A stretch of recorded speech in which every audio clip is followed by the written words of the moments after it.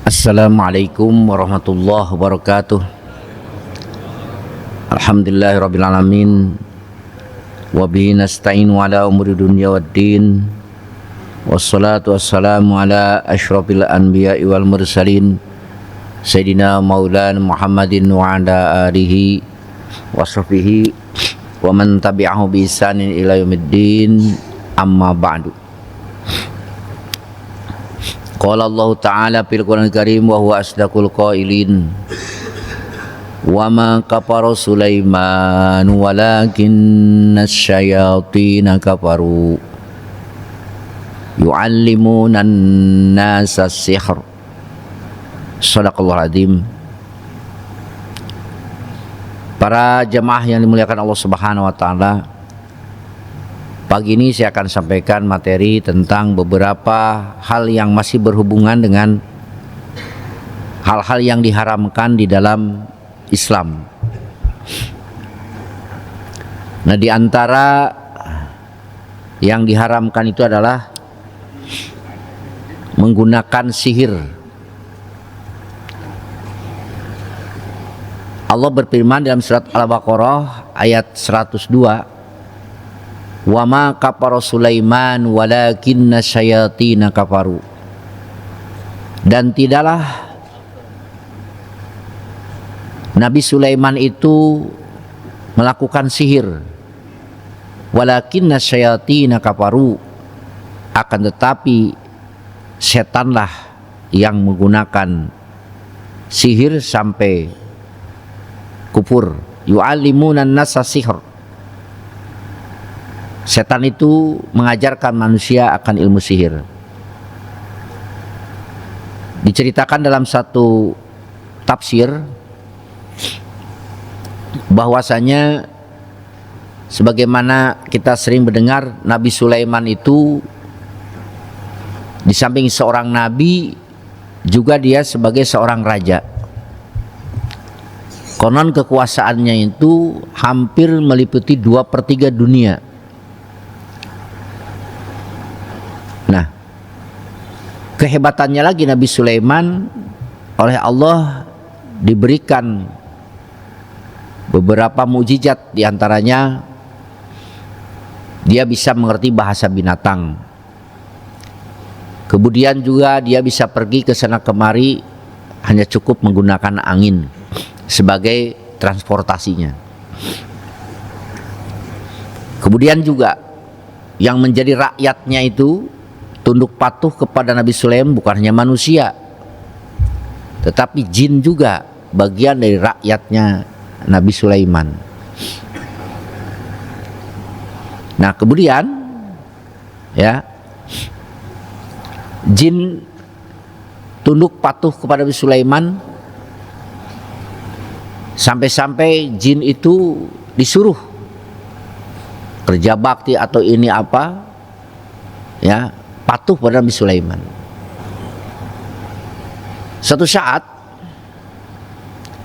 ya, ada satu orang jin atau setan lah, sama juga kan, terheran-heran, ini apa sih yang menjadi rahasia, ya, Sulaiman kok bisa memperdaya kita semua.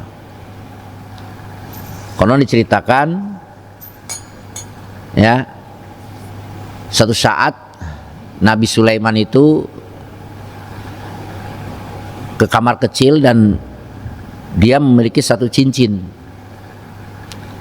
Nah, kemudian cincinnya itu dititipkan ke istrinya. Nah, jin kemudian menyerupai, ya, menyerupakan wajah Nabi Sulaiman. Kemudian cincin itu diambil, ya, si jin itu naik ke singgasana atau kursi kerajaan Nabi Sulaiman. Disitulah dia menyimpan buku-buku sihir, ya. Nah, setelah Nabi Sulaiman keluar dari kamar kecil, menanyakan kepada istrinya, mana cincinku? Loh, tadi diambil sama abang. Aduh, ini pasti nih ada jin yang apa, yang menyerupakan dia. Seketika Nabi Sulaiman tahu, langsung dikejar itu jin. Ya. Nah, selanjutnya Nabi Sulaiman kembali ke singgasana. Ya, kursi. Pada saat Nabi Sulaiman menyuruh kepada para jin untuk kerja bakti, jin itu melihat Nabi Sulaiman tetap duduk. Dan baru ketahuan Nabi Sulaiman meninggal itu ketika ya, tongkatnya itu dimakan rayap. Dari situ tahu, oh ternyata Sulaiman sudah meninggal dunia. Nah, orang kasakusuk nyari apa nih rahasia kesuksesan Nabi Sulaiman. Ditemukanlah di bawah kursi itu buku dan dibuka, oh ternyata Sulaiman menggunakan sihir. Gitu ya. Nah, dibantah oleh surat Al-Baqarah 102, wama kafara Sulaiman. Tidaklah Sulaiman itu kufur. Maksudnya kufur di sini tidaklah Nabi Sulaiman ya melakukan sihir. Nah, di sini Allah mengungkapkan sihir dengan kafaro. Tidak dengan kalimat wama saharo, tapi wama kafaro. Ini berarti begitu kerasnya Islam melarang ya sihir. Kenapa? Karena efeknya nanti bisa kafaro, bisa mengakibatkan kufur, yaitu dengan cara menghalalkan ya perlakuan atau perbuatan sihir. Para hadirin rahimakumullah, nah sihir ini dapat dikatakan adalah sesuatu bentuk usaha ya yang dilakukan oleh seseorang yang biasanya untuk memperdaya ya. Jadi sihir itu dalam bahasa, kita lihat dulu ya, sihir itu, sihir dalam bahasa Inggris, bahasa Arab, kalau bahasa Arab ya sihir gitu, sihrun, sehingga menjadi bahasa Indonesia. Kalau dalam bahasa Inggris Bapak sering mendengarkan magic ya,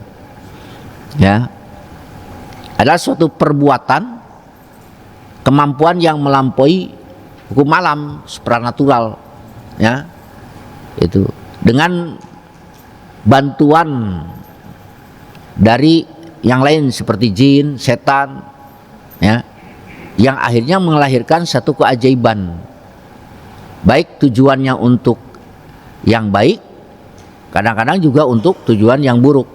Nah, konon kalau tujuan baik disebut white magic, kemudian kalau yang buruk disebut black magic gitu Pak ya. Kecuali ya, ini yang baik. Nanti yang baik kita bicarakan. Seperti apa gitu. Para hadirin rahimakumullah, sihir ini berdasarkan ayat Allah tadi ya, jelas adalah perbuatan yang dilarang. Bahkan bisa mengakibatkan kekufuran. Dampak bahaya daripada sihir disebutkan di dalam surat Al-Baqarah 102 ya, yu'aliman sihra ma yu'aliman min ahadin hatta yaqula innama nahnu fitnatun fayata'allamuna minhuma ma yufarriqu bainal mar'i wa zawjih. Jelas disebutkan oleh Allah, sihir itu diantaranya bisa memecah belah hubungan suami istri.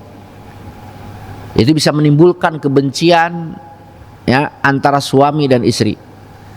Ya. Ini yang disebut dengan bentuk sihir tahayyur. Ya.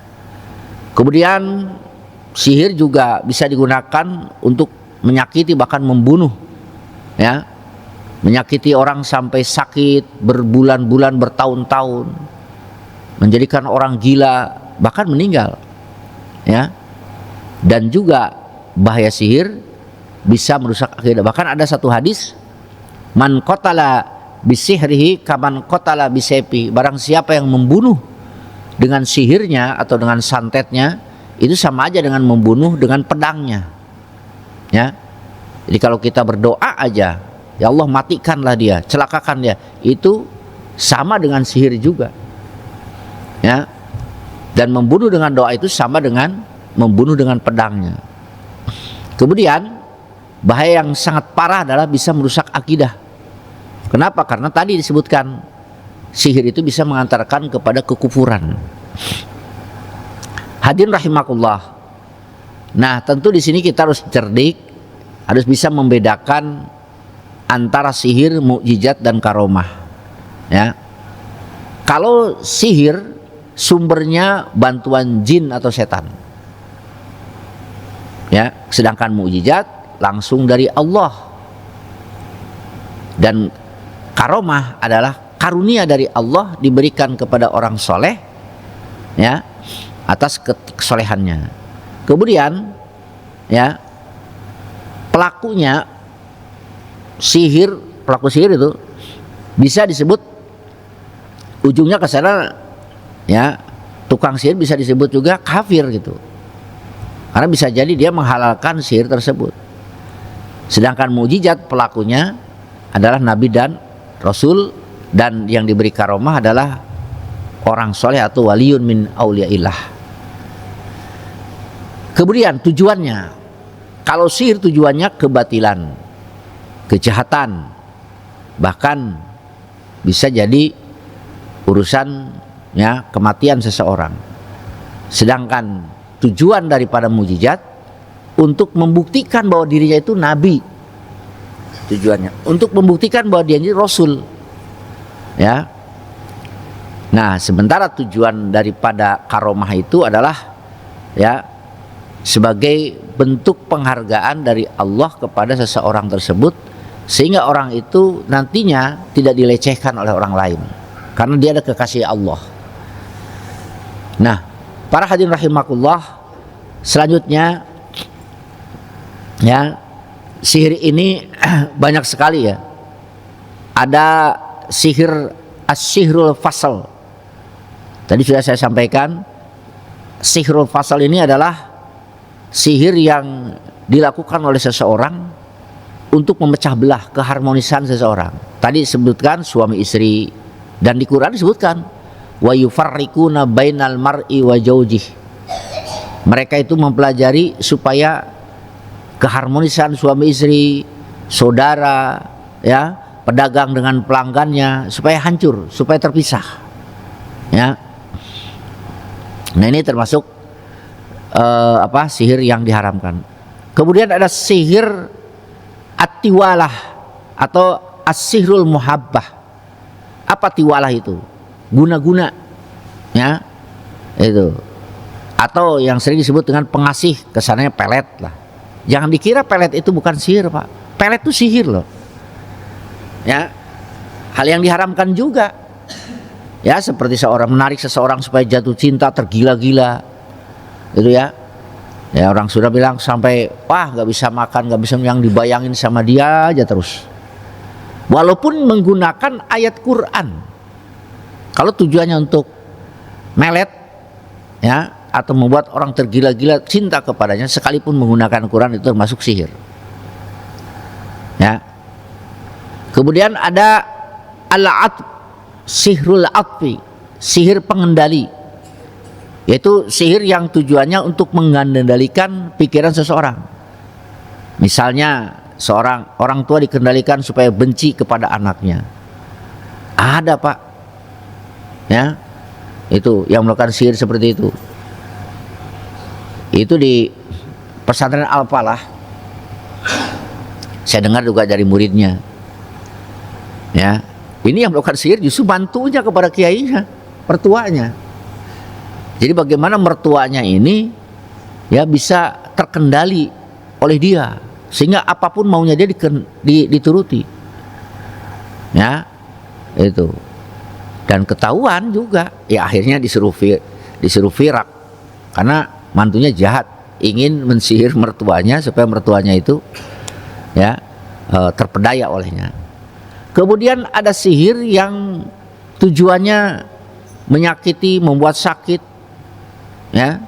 Ini yang disebut dengan santet, as-sihrul marad, ya, teluh atau santet, ya, menyebabkan seseorang itu, wah, ada saya, Pak, dulu waktu di pondok Sukabumi, guru saya Kiai Haji Ang Sanzili almarhum al-maghfurlah. Saya mondok di situ tahun 89 sampai 92, 3 tahun. Ya. Waktu mondok di beliau itu hampir ya boleh katakan seminggu 2 kali 3 kali beliau itu ada yang nyantet. Tiba-tiba ada bola api di atas rumahnya, jam 10 pecah. Percaya nggak percaya, itu guru saya ketika sholat sampai terjatuh, terjerembab, pingsan, digotong. Ya, saya cari orang yang ya bisa menangani sihir lah, santet itu. Anehnya ketika dia merasa sering tidur kegatalan, kata yang ngobatin, coba buka kasurnya, dibedah. Pas dibuka kasurnya ada boneka, di black lagi tuh ya, dikupas lagi boneka itu, ternyata dalamnya ada apa itu ya, bulu babi, ada paku yang berkarat, kemudian ada padi, jadi kerasnya gatel, waduh sampai enggak karuan ya. Saya melihat betul itu, oh ini ternyata benar santet itu ada, sihir itu ada gitu. Sampai dari atap langit itu Pak, ketika didoakan oleh si orang yang ahlinya itu, pada jatuhan itu paku kayak hujan bocor aja itu Pak, paku berkarat.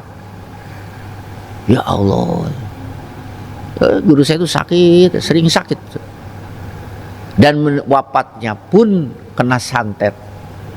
Jadi ketika dia ceramah di Sukabumi kan, ceramah satu tempat di sana, ya keluar dari situ, dari ceramah, pas naik mobil dia teriak Allahu Akbar langsung. Dan ketika dilihat itu, ini lehernya tuh biru Pak, ketika dimandikan tuh biru aja. Dan konon ada kabar dari orang yang ahli, memang itu di daerah itu katanya jarang kiai yang pulang selamat. Jadi kalau masuk desa situ pasti ya jarang-jarang. Itu yang benar-benar sakti mandraguna gitu ya. Kiai Nur Iskandar itu mertuanya Gus Hasan, waduh itu luar biasa, disantet tidak henti-henti ya. Nah itu hadirin rahimakumullah ya. Jadi ada yang disebut dengan sihrul marad, ada juga asirul khayal, sihir berbentuk khayalan. Nah sulap, sihir khayalan, contoh sihir yang dilakukan oleh para pengikut Fir'aun ketika melawan Nabi Musa. Itu Bapak tahu kan? Nah, para tukang sihir itu melemparkan tambang-tambangnya. Nabi Sulaiman ya meletakkan tongkatnya, dan tongkat itu seketika jadi ular. Cuma bedanya kalau itu yang dikatakan ular dari si para tukang sihir itu adalah khayalan, sementara Nabi Musa benar-benar tongkatnya menjadi ular beneran. Jadi kalau dipotong itu ular beneran, dan kalah ya. Nah kemudian ada juga as-sihrul nasroh. Apa as-sihrul nasroh itu? Sihir yang digunakan untuk menarik simpati, membuat seseorang dagangannya laris. Itu sihir juga. Istilahnya pakai apa? Penglaris. Nah, ada warung nasi, nggak semuanya sih Pak, konon saya juga dengar gitu ya, ada yang pakai penglaris itu centongnya ya. Jadi centongnya itu dibacakan mantra atau diruqyah lah, supaya ketika diambil dipakai nasi itu nasinya enak terus, padahal makanannya ada yang sudah basi tapi orang merasakannya enak. Itu penglaris. Hati-hati, pakai penglaris itu untuk laku dagangannya itu termasuk sihir. Sihir Pak. Tolong kasih tahu yang suka sihir. Ya, itu warung makan, punten-punten ya. Nggak semuanya sih. Tukang bakso, tukang mie ayam, tukang anu yang laris manis itu. Ada orang yang ini pakai penglaris ini. Anehnya itu kalau baksonya dimakan di situ enak, ketika dibawa keluar nggak enak. Itu salah satu cirinya. Makanan itu nggak enak di luar. Itu pakai penglaris. Rata ini mayoritas kan. Supaya pakai pengasih supaya orang ini. Ya. Nah, kemudian ada juga yang tidak kalah penting sihirnya itu at-tanzim. Apa sihrut tanzim? Dari nazmun, nazmun itu bintang. Nah, ini yang suka digunakan oleh seseorang meramal berdasarkan zodiak. Itu sihir juga. Ya, kan ada bintang Sagittarius, Virgo, ya, apalagi Pisces. Saya kadang Maret itu Pisces kan. Ada yang Libra, ya Pak ya, Scorpio. Nah, percaya kepada itu ya kita. Kalau orang menggunakan pakai kartu ya, dulu siapa tuh? Mama Loren ya. Masih ingat kan? Mama Loren itu menggunakan sihir yang disebut dengan tanjim berdasarkan ramalan. Nah, para hadirin rahimakumullah ya. Nah, kemudian media yang digunakan oleh sihir. Media yang digunakan oleh sihir ada yang menggunakan al-istina. Al-istina itu menggunakan media jin, ya. Jadi dia memberikan sesembahan, ya, berupa makanan, katanya akan dimakan oleh jin. Terus menyebutkan nama jinnya, ya, ya itu ini, ya, sihir dengan bahasa al-istina. Kemudian al-amal bil aryan. Yang kedua, ada sihir dengan barang-barang fisik, ya, seperti menggunakan rajah, susuk, ya, pakai foto, ya, beli makanan, minuman, itu termasuk sihir al-amal bil aryan.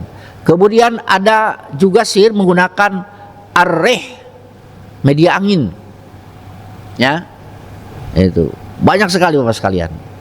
Nah, dari sihir-sihir tersebut maka baginda Nabi Muhammad SAW juga bersabda, An Abi Hurairah radhiyallahu anhu, anin Nabi SAW, qala ijtanibus sab'al mubiqat. Ini ya yang menjadi dasar hukumnya haramnya sihir dalam bentuk apapun ya. Tadi dalam bentuk apapun tadi, pelet, penglaris, ya, itu termasuk sihir.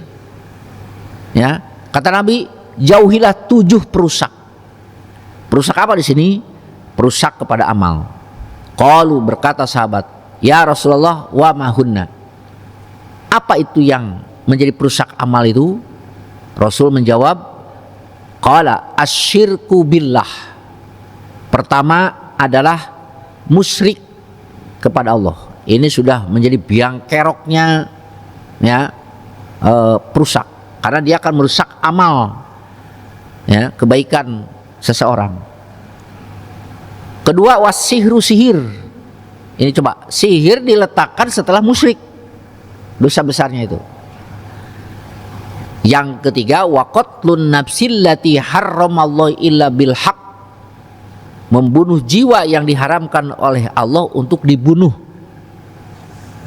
Ya, emang ada yang dibolehkan? Ya ada. Ya, seperti membunuh kafir harobi, orang murtad, ya, itu yang dikecualikan. Tarikus sholah, ada yang meninggalkan sholat. Dua, kalau dalam hukum Islam ya Pak ya. Yang keempat, yang termasuk 7 amal perusak, aklur riba, makan, ya, harta yang diperoleh dengan riba. Ya. Yang keempat, wa aklu malil yatim, mengkonsumsi atau merusak harta anak yatim. Kemudian yang keenam, wattawali yaumaz zahbi, lari dari medan pertempuran. Dan yang terakhir adalah waqadzful muhsanatil mu'minatil ghafilati, menuding zina kepada perempuan-perempuan mukmin yang menjaga dirinya dari perbuatan zina. Nah, para hadirin rahimakumullah, dari hadis yang diriwayatkan Bukhari Muslim ini jelas baginda Nabi Muhammad SAW mengharamkan ke-7 hal di atas tadi. Ya, nah, sudah dijelaskan di dalam beberapa kajian tentang harta anak yatim, makan riba. Nah, sekarang tadi yang saya fokuskan adalah masalah sihir. Jadi ini yang menjadi dasar hadis tentang diharamkannya melakukan perbuatan sihir, ya. Nah, selanjutnya tadi saya sampaikan ada sihir yang dibolehkan. Seperti apa sihir yang dibolehkan? Yaitu sihir yang digunakan untuk menangkal sihir. Itu boleh, ya. Jadi seseorang tidak menggunakan sihir untuk kejahatan, tapi dia untuk menangkal sihir, untuk mengobati sihir, dan itu boleh. Banyak juga yang dimiliki oleh teman-teman saya juga ada tuh. Tapi saya nggak bisa, Pak. Saya jangankan menangkal sihir, orang kesurupan saja nggak bisa. Tanya aja santri saya. Saya selalu nyuruh santri yang bisa. Ya, ada kesurupan Nabi, ya udah panggil tuh si Mas Anu yang suka ngobatin kesurupan. Saya nggak bisa, Pak. Jangankan untuk yang nangkal sihir. Ya, kenapa boleh? Ya, contohlah diumpamakan senjata itu pistol contohnya. Kalau dipegang oleh tentara, polisi boleh karena ada izin legalitas. Tapi kalau dipegang oleh siapa? Oleh penjahat, ya, tanpa izin kan tidak boleh. Termasuk sihir juga kalau digunakan untuk kejahatan tidak boleh. Tapi kalau sihir digunakan untuk menangkal kejahatan, menangkal orang yang sihir, itu dibolehkan. Termasuk guru saya dulu di sihir, yang ngobatinya kiai juga, yang menangkalnya, ya, dikembalikan, dibuang, bukan dikembalikan ke orangnya, jangan. Kata guru saya, jangan dikembalikan kepada orangnya, itu sama aja dosa juga. Lalu gimana? Ya buang aja keluar. Jadi kalau melempar, tangkep, buang ke sana, jangan dilemparkan lagi pada orangnya, ya. Guru saya tuh, Pak, waduh, saya lihat sendiri sakit, ya. Nah itu yang dibolehkan. Kemudian satu lagi, babun nahyi anil musaparoh bil mushab, bab larangan membawa mushab pergi keluar kota atau pergi ke luar negeri. Jadi gini, kalau kita bepergian, ya, kemana? Pergi ke suatu negara yang mana di negara itu sangat ketat kebenciannya kepada Islam, misal ke Denmark, Kanada, atau negara non muslim, ya, mayoritas muslim. Nah, ketika kita pergi ke suatu tempat, negara, dikhawatirkan kalau membawa Quran itu akan dilecehkan, maka kita dilarang membawanya. Dari Ibnu Umar radhiyallahu anhu qala naha Rasulullah sallam ayusafir bil Quran ila ardil aduwi. Rasul mencegah seseorang bepergian membawa Quran ke negeri musuh. Muttafaqun alaih, hadis riwayat Bukhari Muslim. Nah, larangan ini dipahami oleh para ulama haram bepergian membawa Quran ke negara atau negeri yang di sana, ya, ada musuh ataupun ada orang yang benci kepada Islam, benci kepada Al-Quran, ya. Itu misalnya nih, kalau dibawa dirampas, kemudian Quran dibakar, diinjak-injak, itu nggak boleh, ya. Jadi ada saatnya kita membawa kitab suci itu ketika kitab suci itu aman, ya. Kalau tidak aman jangan dibawa, ya. Nah, sekarang kan bisa baca Quran. Kalau saya kan murojaah, Pak, ya, kalau murojaah bisa kan melalui HP, banyak HP, tinggal ngedownload aja, ya. Mau Quran beserta tafsirnya boleh. Saya ini di event saya, ya, bukannya apa-apa, bukan ngomong, di HP saya ini ada khusus aplikasi yang isinya tentang tafsir.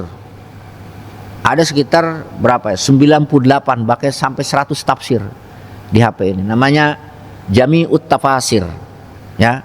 Kemudian juga ada beberapa ribu kitab di sini, dan di sini nama aplikasinya At-Turos. Jadi gampang sekarang akses untuk mempelajari itu, ya. Jadi kalau mau ada acara yang mana ngambil referensi, tinggal dibacakan aja di sini. Ya, cuma berbahasa Arab, gitu aja. Ya, kalau mau saya kasih tahu. Para hadirin rahimakumullah, nah ini haram yang kedua. Terakhir, babu tahrim istimali ina'iz zahab haram menggunakan wadah yang terbuat dari emas dan perak, baik untuk makan, minum, dan juga yang lainnya. An Ummi Salamah radhiyallahu anna Rasulullah sallam qala alladzi yashrabu fi aniyatil fiddah, orang ini karena waktu Pak ya, nantilah, ini panjang sekali ya. Sebelum saya akhiri Bapak sekalian, saya ingin ya bersikaplah tentang apa, tentang fenomena yang terjadi sekarang Trans 7 dengan Ponpes Lirboyo secara khusus, tapi juga secara umum. Mungkin masih ada yang menganggapan bahwasanya pesantren itu mendidik santrinya bersikap feodal, menghormati kiainya sampai ngesot, sampai nunduk-nunduk. Bapak sekalian, saya kutip firman Allah, wa 'allama adamal asma'a kullaha summa aradahum 'alal malaikati faqala ambiuni bi asma'i haula in kuntum shadiqin. Wa qala ya Adamu, ya. Nah, Allah Subhanahu wa taala ketika menciptakan seorang khalifah yang bernama Adam alaihissalam, ya, para malaikat ya bukan protes ya, bertanya apa hikmahnya Rob balik penciptaan makhluk khalifah ini. Kata Allah, inni a'lamu ma la ta'lamun, udahlah, aku lebih tahu dari apa yang tidak kamu ketahui, ya. Nah kemudian sebagai bukti bahwa Allah ini maha tahu, Allah mengajarkan kepada Adam, Al-Baqarah 31, wa 'allama Adamal asma'a kullaha. Allah mengajarkan ilmu, artinya Allah menanamkan di hati Nabi Adam mengetahui segala sesuatu. Artinya Nabi Adam diberi ilmu. Ini. Kemudian ya, summa aradahu 'alal malaikati. Allah bertanya kepada, kamu tahu nggak ini? Nabi Adam tahu Pak, sampai ini cangkir, ini gelas, fungsinya untuk ini, untuk ini, untuk ini. Semua bahasa Nabi Adam ketahui. Allah sodorkan barang-barang itu kepada malaikat. Ambiuni bi asma'i haula. Ayo, kasih nama ini. Apa namanya? Apa fungsinya? Malaikat berkata, qalu subhanaka la ilma lana illa ma 'allamtana. Aku tidak tahu. Oke ya. Berarti kamu tidak tahu. Ini diskusinya saya tambah aja deh. Sekarang kemudian dalam ayat 33 Allah berkata kepada Nabi Adam, ya Adamu ambihum bi asma'ihim. Adam, karena kamu tahu, ajarkan kepada malaikat. Ya, ajarkan kepada malaikat. Dalam artian Nabi Adam jadi guru bagi para malaikat. Nah, karena jasanya Nabi Adam jadi guru bagi malaikat, Al-Baqarah 34, wa idh qulna lil malaikati isjudu li adama fasajadu illa iblisa aba wastakbara wa kana minal kafirin. Ini saya lihat dari beberapa tafsir, ini salah satu bentuk penghargaan dari Allah kepada seorang guru dari muridnya.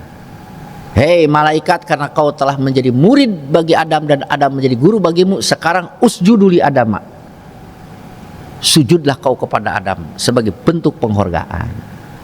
Walaupun sujudnya bukan sujud seperti sholat, tapi sujudnya menunduk seperti sujudnya saudara-saudara Yusuf kepada Yusuf. Ya.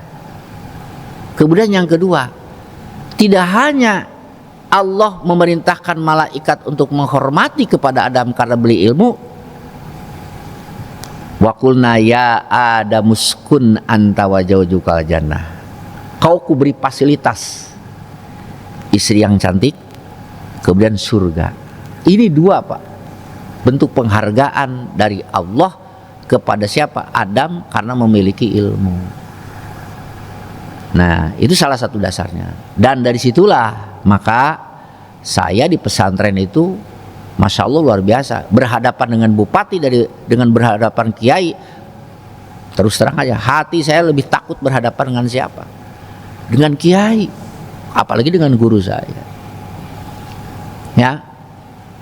Nah, hormatnya seorang santri kepada kiai itu sudah merupakan satu keniscayaan, keharusan. Kenapa? Karena di balik penghormatan itu, baik khidmah, menjadi abdi dalam di rumah kiai itu, ada yang menjadi mereka dengan senang hati. Ya, saya juga pernah punya santri dengan senang hati, udah abi urusan dapur saya yang ngerjain.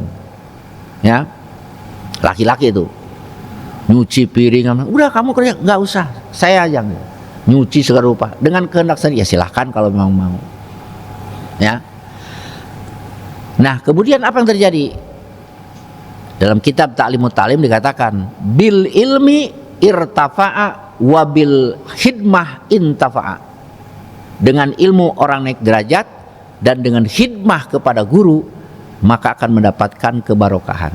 Maka tidak heran Pak, orang yang mondok ya di pondoknya pintar banget, tapi setelah dia keluar mukim, ilmunya tidak barokah. Tuh di loji ayah orang nak, ya ada sampai sekarang.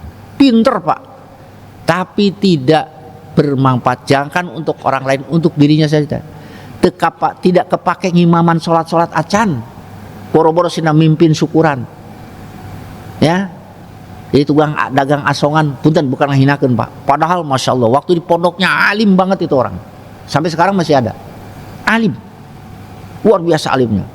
Tapi setiap di pondok dia ada masalah, oleh kiainya suruh dikeluarin sama kiai. Dan akhirnya kepintarannya itu tidak membawa barokah. Tapi ada teman saya di pondok dulu, waktu di Sukabumi, orang Bogor namanya si Api. Itu orang ngajinya semaunya lah. Dan dia ngaji itu kalau sudah beres urusan dapur Kiai Angga Hasan Sadili yang tadi saya katakan di Teluh, urusan nyuci, urusan apa, udah dia sampai masak juga dia. Sisanya apa? Baru ngaji. Ya, tanpa diminta. Ngaji beres. Akhirnya gimana? Jadi ulama besar di Bogor. Waktu di sana juga dicaringin, saya ini cerita ya. Ya. Ada juga yang kerjaannya gitu ya, ke sawah, macul gitu ya, ngegarap tanah kiai gitu. Udah, itu aja. Pulangnya udah kamu pulang. Sampai nangis, saya nggak bisa ngaji. Udah pulang aja pulang. Masyarakat menanti kamu. Si Jaya namanya tuh, dikasih baju sama guru saya, Kiai Yusuf, pakai baju. Pakai baju. Santrinya banyak ratusan. Ada juga kasus teman saya Pak, berbohong kepada guru. Ini saya sangat percaya barokah dan percaya ada dan tidak barokah ya. Dulu saya mondok di Sukabumi. Ini ada 5 orang nih, orang Balaraja, orang Luwiliang, orang Tenjo, orang Jasinga, ya. Minta izin sama guru saya mau pulang. Ternyata dia tidak pulang. Dia berguru kepada seseorang santri senior di Cianjur. Hati guru saya heran, oh kok gitu ya, bilangnya mau pulang tapi ternyata, nah gitu Pak. Mungkin hati guru saya terasa sakit gitu ya. Beres. Beberapa tahun kemudian, tahun 2008 saya kan, ya bukannya nyomongin Pak, diundang ke Istana Bogor, para kiai Jawa Barat itu. Ya, ketemu dengan teman saya dulu waktu di pondok. Nanang ya? Iya. Cerita, bagaimana dulu? Si Anu di mana? Si Anu di mana? Saya tanya, bagaimana orang Pereren tuh? Stres. Bagaimana orang Balaraja? Si Anu. Oh, itu berurusan dengan polisi. Bagaimana si Anu? Si Anu. Akhirnya dia mengatakan, ingat teu baheula ke Sukabumi. Oh iya. Tah eta Pak. Anu mengakibatkan tajamnya khidmah dan tidak khidmahnya kepada guru di pesantren itu. Walaupun si guru itu tidak mendoakan, pasti guru nggak akan ada yang mendoakan buruk, semua mendoakan baik. Tapi Allah menghargai ilmu yang diberikannya itu, membuat anak itu tidak barokah ilmunya. Ya, saya karena percaya barokah itu datang dari guru, ya bukannya tiap tahun saya datang ke guru saya di Sukabumi, di mana di Tasik, Sukabumi, datangin. Untuk apa? Untuk ngalap barokah. Sehingga saya katakan, Al-Musli saya bisa seperti ini, bisa ngaji di bawah itu bukan karena pinter, tapi karena doa barokah dari guru. barokah dari kiai. Demikian barangkali Bapak sekalian sebagai ungkapan yang saya sampaikan ini supaya Bapak dan Ibu sekalian memahami bahwasanya pesantren adalah merupakan pilar bangsa ini. Wallahu muwaffiq ila aqwamit thoriq. Wassalamualaikum warahmatullahi wabarakatuh. Waalaikumsalam warahmatullahi wabarakatuh. Jazakumullah, demikianlah ilmu yang diberikan kepada kita. Mudah-mudahan bermanfaat buat kehidupan kita dan juga kita terjaga wabil khusus dari perkara-perkara sihir. Jazakumullah, mungkin ada yang satu dua yang mau ditanyakan kepada Kiai, mangga.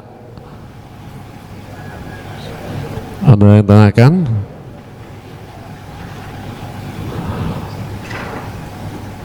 Bapak, Ibu, ada tanyakan? Nah, ada satu ya.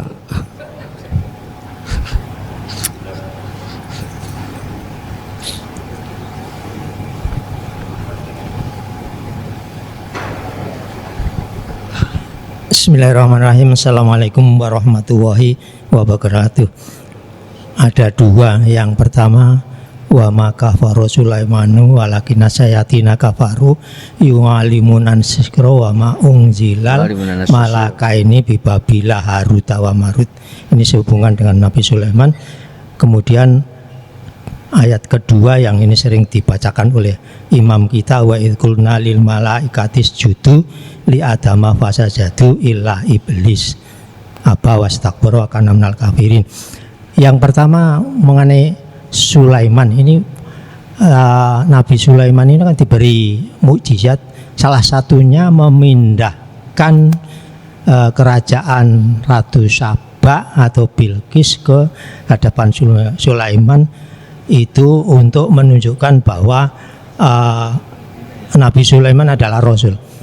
Ini pemindahan kerajaan Ratu Saba ini apa ada kelanjutan, artinya Nabi Sulaiman itu terus kawin dengan Ratu Bilqis dan sebagainya, atau bagaimana Ustadz? Kemudian yang kedua mengenai ini tadi, wa idh qulna lil malaikati isjudu li Adam, ini penghargaan terhadap para kiai di dalam ini, yang maaf ya, ini yang rame di Trans 7 itu kan menayangkan bagaimana caranya penghormatan seorang santri kepada kiainya, dan di sana ditayangkan sampai memberi uang dan lain sebagainya. Ini kan tentunya yang dipertanyakan oleh media itu, apakah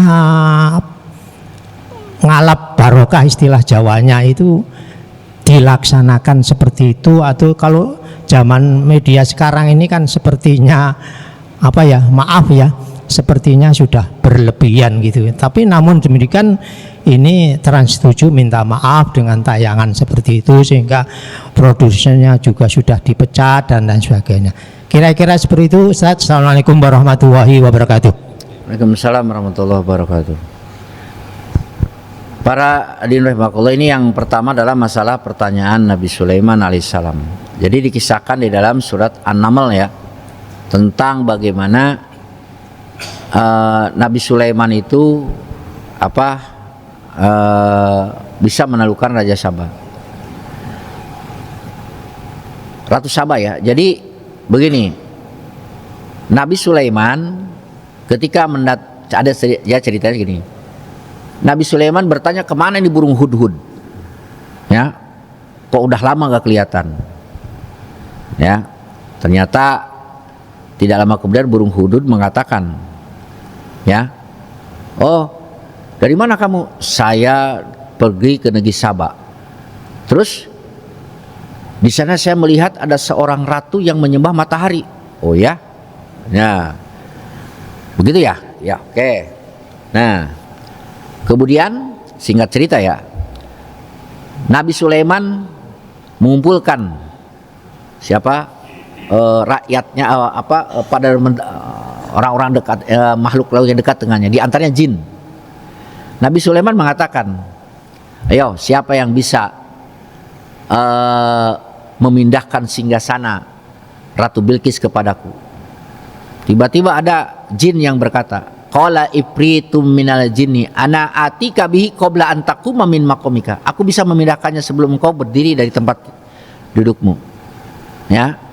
Aku punya kekuatan. Terus itu kelamaan, kata Nabi Sulaiman. Ada yang lebih cepat? Ada. Wa qala allazi indahu ilmun minal kitab. Nah, ini yang dikata. Dan berkatalah orang yang memiliki ilmu dari kitab, yaitu Asob bin Barhoya, ana atika bihi qabla ayyartadda ilaika tarfuk. Aku bisa mendatangkannya sebelum matamu mengedip, artinya sekejap mata. Datanglah itu singgasana itu di hadapan Nabi Sulaiman alaihissalam. Nah, singkat cerita, kemudian Ratu Bilqis datang. Ketika Ratu Bilqis datang, oleh Nabi Sulaiman dipersilakan masuk. Ketika dipersilakan masuk, Ratu Bilqis mengangkatkan bajunya karena takut kena basah air.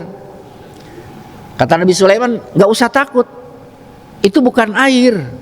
Apa itu? Sorhum mumarradu min qawariro. Itu adalah batu permata yang sangat bagus sekali. Seketika Ratu Bilqis berkata, Robbi inni dolamtu nafsi wa aslamtu ma Sulaiman lillahi rabbil alamin. Nah, Nabi Sulaiman, Ratu Bilqis akhirnya masuk Islam. Dan ceritanya Ratu Bilqis itu dinikahi oleh Nabi Sulaiman. Ada yang mengatakan Bilqis, ada yang mengatakan Balqis. Nah, itu Pak yang saya tahu dari surat An-Naml. Kemudian masalah penghargaan pada kiai. Bapak Ibu sekalian, perlu diketahui, kiai nggak pernah minta sama siapa, sama anak santri untuk memberikan amplop kepadanya, termasuk kepada orang tua. Tapi rasa cinta dari seorang santri atau orang tua kepada kiainya timbul keinginan untuk memberi, dan itu pun sebagai hadiah sukarela. Sama saya juga, sama guru saya timbul sukarela ngasih kepada guru, karena saya ini bisa begini karena guru saya.